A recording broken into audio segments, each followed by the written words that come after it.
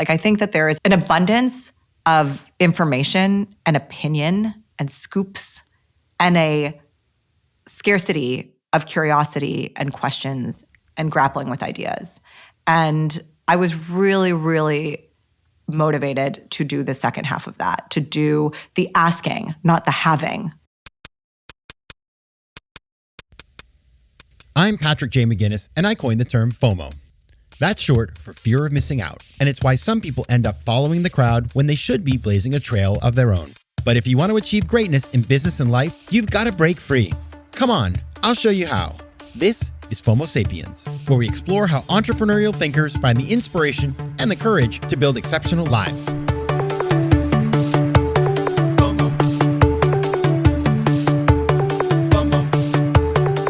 Welcome back to FOMO Sapiens, the show for entrepreneurial thinkers. I'm your host, Patrick J. McGinnis, and today we're talking to Nayeema Raza, creator and host of the brand spanking new podcast, Smart Gir Dumb Questions, which tackles big ideas with simple questions.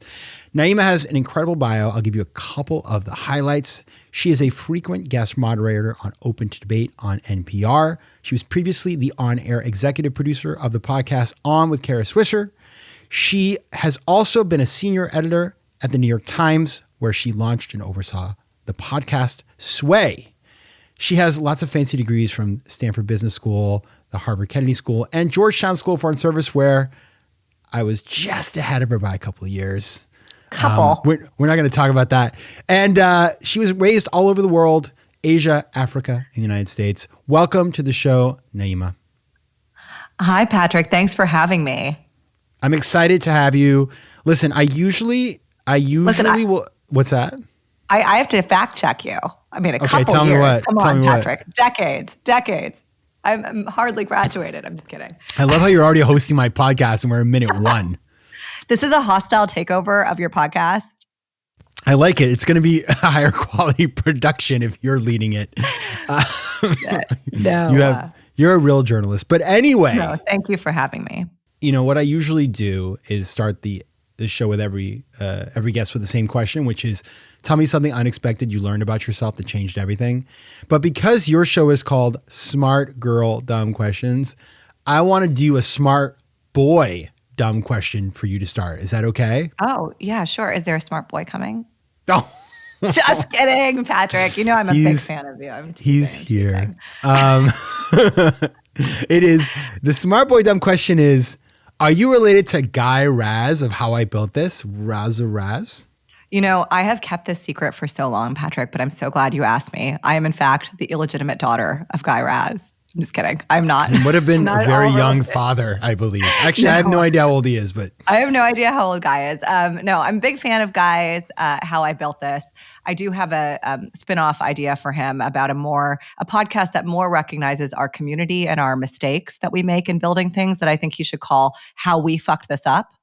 You know? Oh my goodness. Can I swear on your show? Yeah. I guess now you can. Again, I guess you're hosting it, so you decide the rules. No, but I'm not related to Guy Raz. He's a great host. Love that show. Love that question. I think the real question is, was that a dad question? Like a dad joke question? A little bit. I think it's okay. I think you do you, Patrick. You're killing it. I think you're doing great. Dad question. That's what I needed to hear today.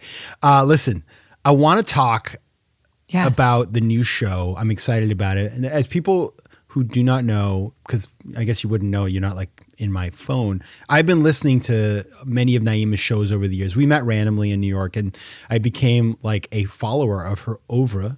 And this new show is out, and I just wanted to have you on to talk about it.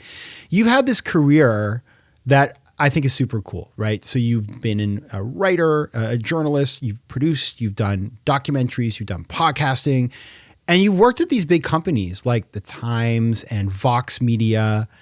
And now you're launching a show independently. So my question to you is, why? Like, it's so hard. Yeah. Why?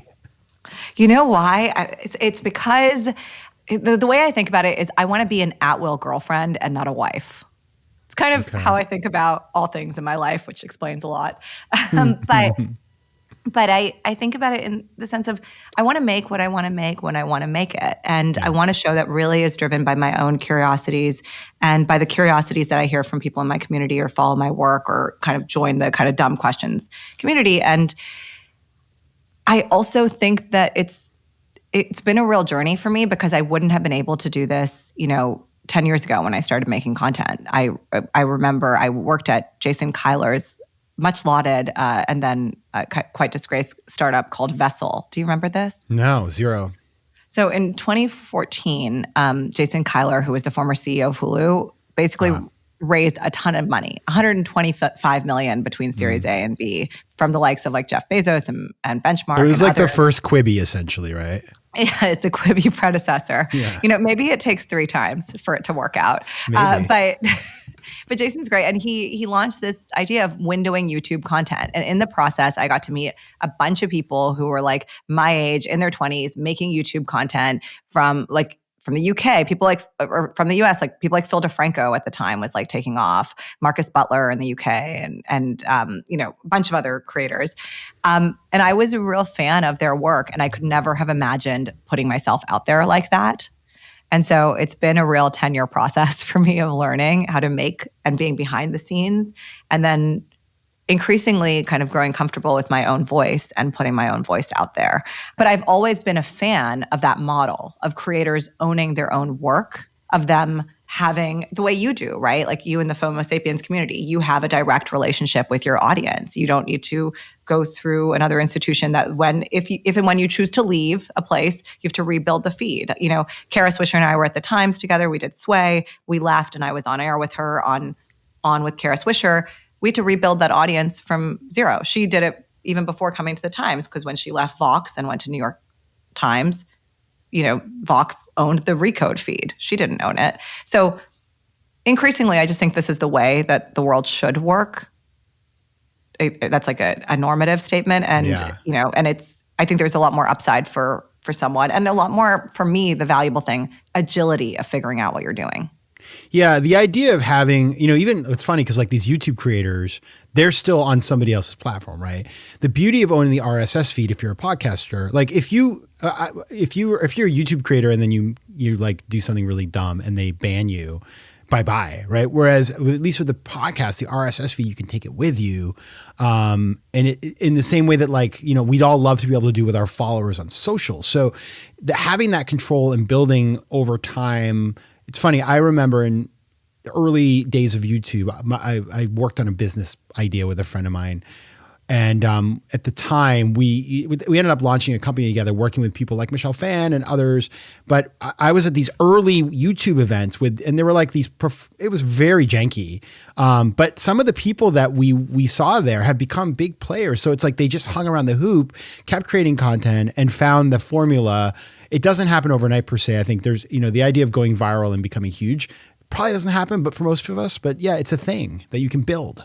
It's a thing that you can build. I think the algorithm really requires you to show it who you are, like that you're going to produce content on a weekly basis and recurring and that you're a reliable producer of content. Now, I still think even on your analogy, like if you did something terrible, Apple could, potentially kick you off of. I'm sure I haven't read the terms and service. One of my dumb questions is like, what is in the terms and services I've clicked through a million times in my life? That's a great dumb question. It's just ask ChatGPT. Do you think, is ChatGPT your competition? It's my competition. I think I'm a little bit more fun to hang out with and you get to, I don't know, just ChatGPT, like ask Mark Cuban, because that's what I do on my show. I bring in people like Mark Cuban and Neil deGrasse Tyson. And I'm like, Neil, tell me, are horoscopes real? And here's like this world famous astrophysicist answering that question. It turns out they're not. They're not real. But I do think that like even with RSS, how do you port that over? In that way, Substack is the platform that is giving you the most control, right? Because you have email addresses, you have, otherwise you're always disintermediated by a platform. But better be disintermediated by a platform that's an aggregator and like a distributor than I think by a brand. Yes. Than a media brand. And by the way, podcasters, if you have an independent podcaster and you take it somewhere, you can retain your RSS feed rights if you were to leave. So just like negotiate that in the contract. Yeah. That's an upfront negotiation and or have the ability to buy it back or give them. Yeah. 100%. FOMO. I remember when you first told me about this concept. Do you remember where we were?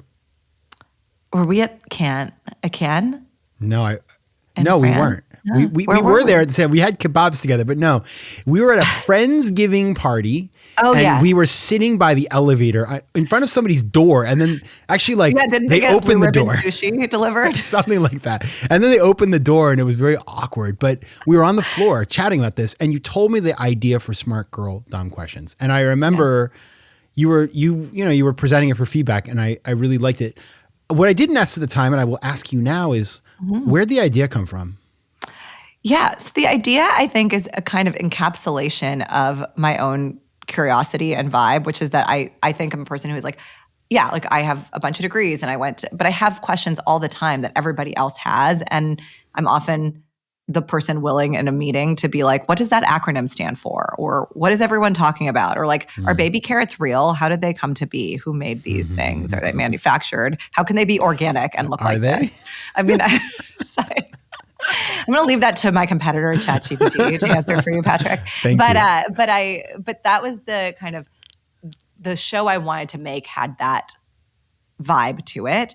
And then a friend of mine, Teresa Shao, who is awesome, and you should have her on your show. She is a TV writer in Hollywood. She wrote for American Dad, for Family Guy. She co-created the show Awkwafina as Nora from Queens. Awesome show if you haven't seen it. And she co-wrote the film Joyride. So Teresa was talking to another mutual friend of ours, Madeline Frank Reeves, who's at Cosmo. And Madeline had this idea for a show. And Teresa's like, you should call it Smart Girls Dumb Questions. And then Madeline and I actually started exploring the idea together in a co-host format. And we ended up like wanting to make two slightly different shows. And she's very focused on kind of building her awesome career at Cosmo. And so I ended up kind of taking it forward. But that's the origin story of the show. I have to credit Teresa Shao for naming it. That's thank you, Teresa. And so you Oh, get and then this Michael idea. Dubin. It was actually, she went to call it Smart Girls Ask Dumb Questions. And then Michael Dubin, a friend who started Dollar Shave Club, was like, what is this ask? He's in the business of simplicity. He's like, take out this ask and make it SGDQ. He's like, over time. So he reformulated it a bit. It also feels a bit judgy. It's like you were saying, like, smart girls do that generally, which is not, you know what I mean? And so could be offensive. Yeah. Because we know that they ask lots of questions at all levels of intelligence. And so you get the idea. Do you like workshop it? Do you test it? Like, what gives you the conviction that you want to do this thing? Because like once you start a podcast, you're on the treadmill of content creation for a long time. Yeah. Well, you know, Patrick, it was really you and the man who opened that apartment 8H or whatever that we were standing in front of. By the way, I just want to say on that note, this might be too much of a diatribe for your podcast, but like, it's okay. There was, first of all, sushi was delivered, and then later on, like fried chicken was delivered. Yeah, because it was a kid. He's not eating the sushi. I think that was why. Okay, I was always wondering, like, did they have different the opulence of living in New York City and ordering from 6 places? I thought they were like a very evolved couple, which is like, let's have dinner together, but like we don't want to eat the same thing. So I could order different things and have, I was like, wow, I appreciate this couple. But beyond the validation that you provided me, Patrick, I spoke to a lot of people who just like instantly grokked the idea. I think a lot of the kind of value of it came with the title. Now, I started developing this actually in end of 2023. So imagine how long it took, and I launched it in the beginning of 2025. Yeah, so took a year, yeah. Which I think if you talk to any creator like Cleo Abram, who did Huge If True, she recently came on my show and we talked about is the future too bleak to have babies, but she's now got a YouTube channel with 5 million subscribers. When she started thinking about it and thinking about leaving Vox to do it, it was about a year for her to develop and launch. So I think that's a normal time span because you have to go through all the deep vulnerabilities, insecurities, fears, and process them. And like, there's anticipatory grief. And then I think there's like anticipatory fear/shame. Like you got to go through the thing. But I just like, I really had conviction that I could do it. I knew I could pull in great guests. Like I've been, I benefit from like having met a lot of really interesting people, having a kind of very accessible conversations with those kinds of people, whether it's Mark Cuban or others. So I felt like I could bring in the guests. I knew that I could ask the questions. I had the questions. And I felt after the election that it was the perfect time to do it because one of my thoughts on media, and I'm not in the business of media criticism, and I don't want to get into the business of media criticism, but I will say that like I think that there is an abundance of information and opinion and scoops and a scarcity of curiosity and questions and grappling with ideas. And I was really, really motivated to do the second half of that, to do the asking, not the having. And I think there's a kind of public service journalism in that, but I also think it's just like a lot more fun because I can go into a conversation and ask people kind of anything. And I'm also asking my guests, what are they dumb about? And Neil deGrasse Tyson's like, I was wondering like, how did this like crane get to the top of a building?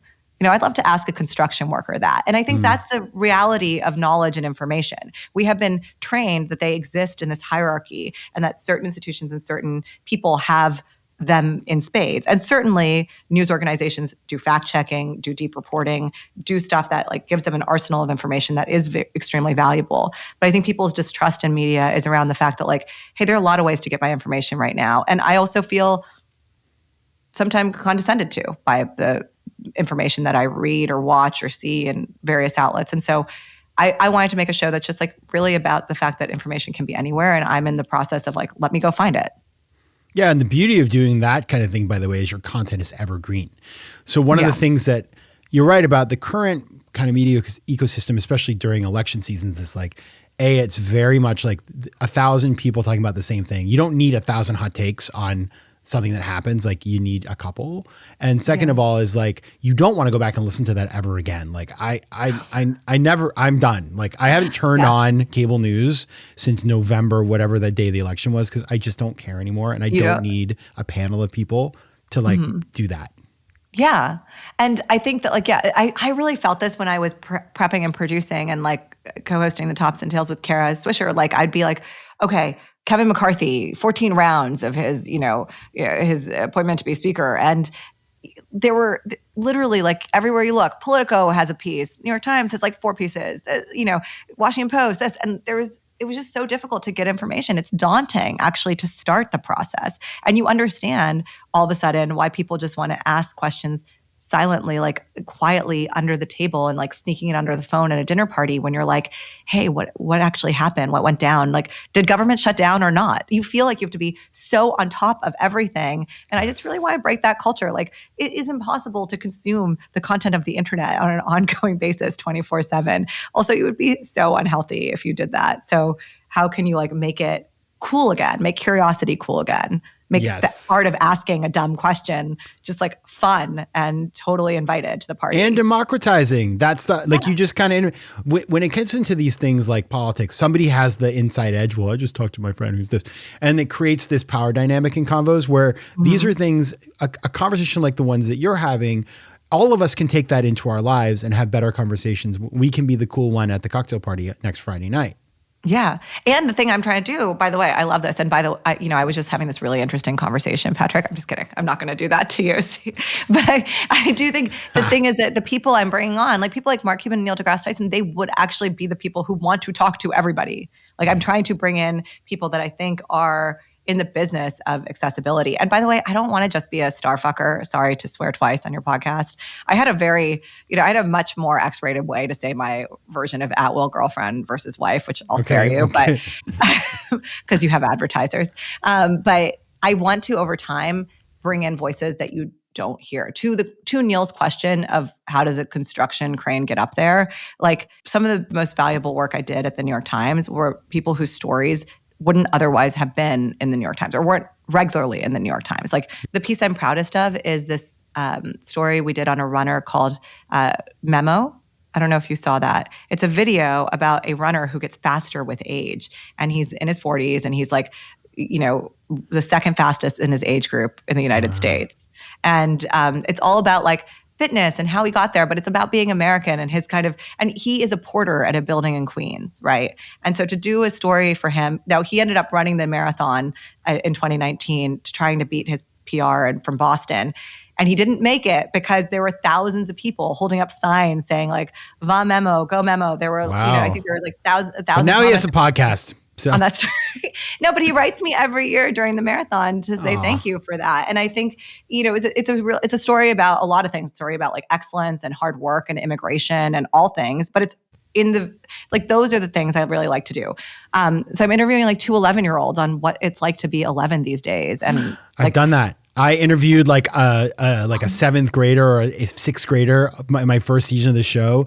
It is such a banger. I replay that every once in a while. Oh, really? I love it. Did it do well? Did it do well? It did really well. And this kid has apparently gone on to do wonderful things. And like, how old is the kid now? Let's see. I started in 2018. He was like 11 or 12. So he's got to be deep into high school. Oh, wow. You got to bring him back every year like that doc, like 7-Up, you know? Oh my goodness. Yeah. He probably charged me now. He probably has, I think he has a podcast. Okay. My point here is that everybody, maybe not Memo, but definitely a lot of people have podcasts. You're doing this, in a professional way. You're building a media brand around it.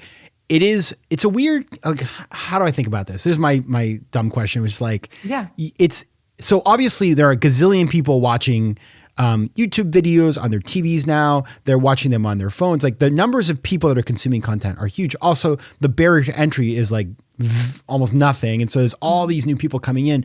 How do you think about this as a business? Like what is because when you're doing it on your own, you got to, obviously you want to make it a business. So how do you think about this whole process? Yeah.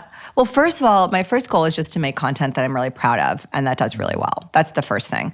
But I do want to build a business. I would like to build an empire. I would like to get rich as hell in my, in my at-will girlfriend life. That's what I would like to do as well. But I would like first and foremost to build something that's really great that I'm proud of. And that's the kind of the hold of it.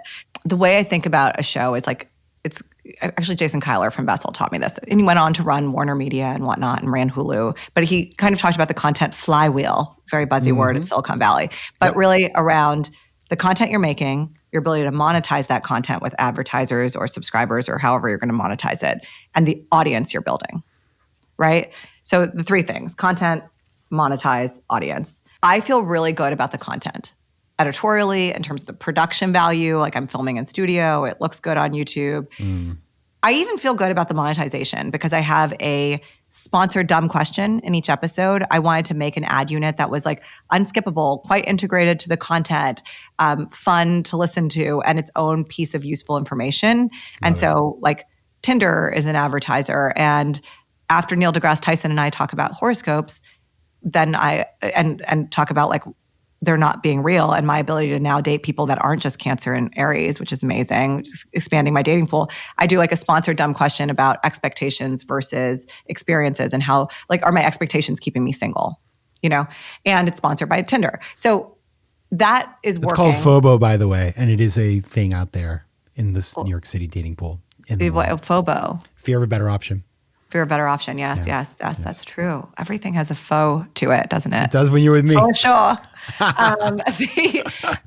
the monetization I feel good about. The audience, the distribution, that is the hard thing. That I think is the hard thing in this day and age. How do you break out? How do you cut through? I don't know the answer to it. I'm figuring it out. I'm coming on your podcast. Hopefully people will come and listen to my podcast as well as your podcast.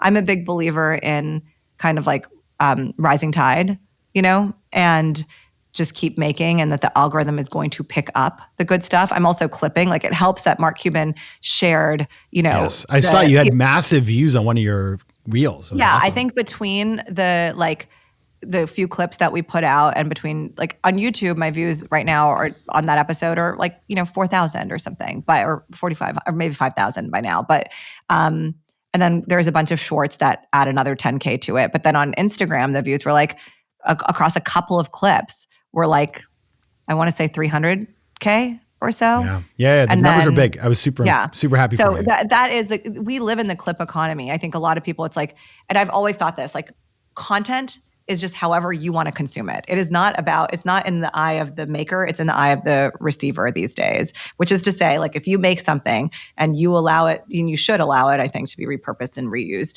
then it will exist however people want it to exist. They'll experience it as a transcript. They'll experience it as a social clip. They'll experience it as a full form podcast, as audio, as video. However they want to take it. They won't even listen to it, but they'll become interested in you, Patrick McGinnis, the person, and follow you, So I think that's just the world we live in. And by the way, like get used to it. Everybody's going to be a content creator in the next generation. Like this is the number one job choice of, Gen Alpha. Well, like think about Think about with AI improving too, the amount, I mean, you can see it already on socials, like the amount of stuff that's clearly written by AI, the glut of content coming our way and figuring out how to stand out in that crowd. I mean, you can also have all your clips made by AI, like, you know, like this. It's just really like that is a thing that I don't know how to think about yet, but it feels like it's going to be a major disruptor. It does. It feels like, and you know, and maybe we'll get there. I mean, I listened to some Notebook LLM. Like, do you ever use Notebook LLM to make podcasts? No. And we had an episode where we interviewed someone on this topic. So I went and like Notebook LLM made a podcast about AI, and it was so interesting to hear them talk about, you know, the play or whatever. So I think we're not going to be out of a job soon, but I do think that we have to get smart at leveraging those tools. At the end of the day, though, like, even though the content is in the eye of the beholder, I as a maker, as someone who's like made documentaries and made films and TV and makes content and writes the Times, like I have a point of view and something I want to make and put out there. Now, I am fully aware that not everyone will receive it the way I put it out there, but I still want to put it out there that way because that's what I'm like designed to do. That's what gives me joy, to make content the way I want to make it. You know, doesn't mean that it's going to be consumed that way. FOMO. Yeah, I think that's going to be, I mean, that's a pretty clear distinction. I'm always amazed. You ever go like when you want to figure out how to like fix your wireless printer and there's like a whole gazillion emails of like somebody somewhere in the world just reading instructions on like what you do. And like these things have like 143,000 views because the brother printer is like a pain in the rear. Like that kind of stuff is going to be commoditized away very quickly because like, why would I watch a dumb video when ChatGPT can tell me the steps on its own? Like I used ChatGPT to fix my washer the other day. Oh, really? Oh yeah. Like Niles. The trick to all of this just to turn it on and turn it off and turn it on again? No. I had to clean, it's a long story. I had to clean this thing out like a filter. But Nigel, my ChatGPT, just gave me the steps. I didn't have to watch some inane video from some person, like that kind of stuff. But you're right. Stuff with a point of view, at least for the time being, and hopefully forever, will be, you know, it'll work. I think part of it is like, will ChatGPT think to ask? Maybe. I mean, maybe. Well, first, like I think about it in terms of competing with my show. Like, would Mark Cuban sit down with ChatGPT for an interview? Maybe, because Mark's Mark, and you know, right. Shark But that, you know, he sits down with lots of people, and all those people have shows. So exactly. So I don't. It doesn't affect me either way. So he doesn't talk to that many people. He's not promiscuous that way. I mean, he's demanding in terms of who he'll, you know, give an interview to. I'll let Mark speak to his own preferences there. But like, I do think that the thing that I think is like in that conversation, I had this question about like, well, what can the NBA learn? Like, what can capitalism learn from the NBA? What does the NBA learn? Like, what can capitalism learn millionaires to kind of keep them in line, to regulate? Know that ChatGPT would come up with that question, or that it would test through a question that would make sense, and that, you know, you could then have a conversation about it. So I still think there's something very beautifully human of being in a conversation, and that's what we're in the business of doing. And then, yeah, sure, you can clip it out, AI clip it all day if you like, I guess. I'm looking forward to that because it's hard to make good reels. It's not easy. Yeah, it's going to become a lot less expensive to make stuff. Yes. All right. So speaking of expensive, I have no transition that includes that, but that was a hard left turn that didn't work out for anybody. However, I do want to pivot now to the lightning round. Did you know I do lightning round? Yes. Okay, good. I'm ready. Sponsored by FOMO Sapiens. I got 4 questions for you, and one will be customized to you based on our conversation. Excellent. But let's start with the first 3. Number 1, what's a favorite quote? Oh. I have no great skills other than being passionately curious. Albert Einstein. Oof. Or there is no human the opposite end of that is there is no human problem that could not be solved if people simply did as I advised, which is Gore Vidal. Oh, I thought that was going to be Lucy from the Peanuts. Yeah, she has that energy. She does. All right, that's great. Number 2, favorite use case for ChatGPT. Oh my gosh. Relationship advice so I don't have to bother my friends. That's really good. Really, really good. Do you have the voice as a man or a woman? A woman. Yeah. American? No, English. Yeah, I have British man. Nigel, his name is. He calls me Big Dog. Hey, Big Dog, how are you today? Really good. Oh, I love it. It's good. It's like bro energy. Submissive British man. Brolagok. Big Dog, love you. Really doing great, man. Number 3, what is a piece of advice you would give to somebody who wants to do what you're doing? Just get started and feel comfortable in doing it. Ira Glass actually has great advice here, who's a person you should listen to more than me if you want to make a podcast or make something. And I think Ira talks about how when you start making stuff, like what you make is never going to live up to your taste. Your taste is so good. Your talent is not as good as your taste, and it will get there over time. And you have to keep on working to make your talent as good as your taste. But having good taste is itself a great skill and a reason to start. Yeah. And you know how Ira would say that? It's really tough because I think about, talent and taste. I love Ira's voice. I do too. I'm a fan. I love the show. He's been very supportive of me and my show. I will say I've been very, very glad to see people's support. That's really cool. Yours included. Okay. Obviously. Final question. This one's the one I designed for you. You made a really good point earlier that... Only one? Many good points, but that content comes first. You don't want to compromise, but you want to make a business and scale and be successful. And my question is this. If Vladimir Putin and the devil and the ghost of Saddam Hussein wanted to buy a question of the episode for 53 Bitcoins, but would you be willing to take their money? No, I don't even know. I love it.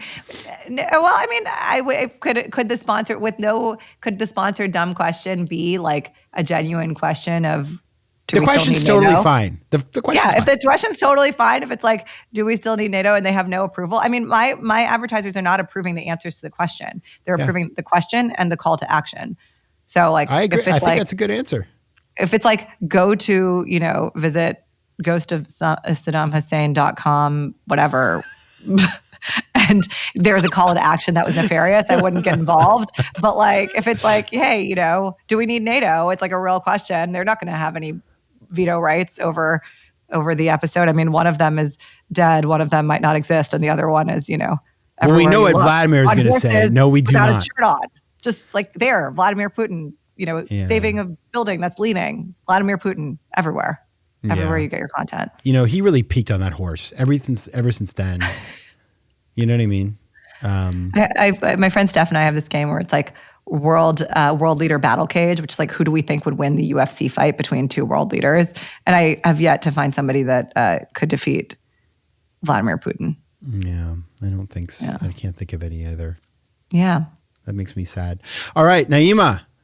You are, you come in, you're going to be, this is going to be replayed as a best of, I can tell already, because this is a good episode and you are a fantastic guest. If you guys want to find out more about the show, it's called Smart Gir Dumb Questions. You can find it everywhere you get podcasts and on YouTube. The handle on Instagram is at Smart Gir Dumb Questions. You can also find more about Nayeema Raza on Instagram at Nayeema. Just that's pretty impressive. No, at Nayeema Raza on Instagram. No, for X, you just have at Nayeema, which is, it's so bad because you got great real estate in a swamp at this point. But like, God bless you for having it. And on LinkedIn at Nayeema Raza. Nayeema Raza, creator, host of Smart Gir Dumb Questions. Thanks for being here. Thank you so much for having me, Patrick. You're a delight. I'm sure you say that thing about best of to all your guests, all your at-will girlfriends. Like I think I said it to Jay Shetty and a few others, but not that many. Oh, we like Jay Shetty. All right. I do. All right. Take care. Bye. Thank you. FOMO Sapiens is recorded in New York City and can be found on YouTube at FOMO Sapiens or on your favorite podcast network. Theme music is by Mike McGinnis. Editing and post-production is by Josh Elstro. And the show is produced by Matt Curtis and me. If you like today's show, please be sure to rate it and share it with your friends. And as always, you can find more about the show and me at FOMOSapiens.com and PatrickMcGinnis.com.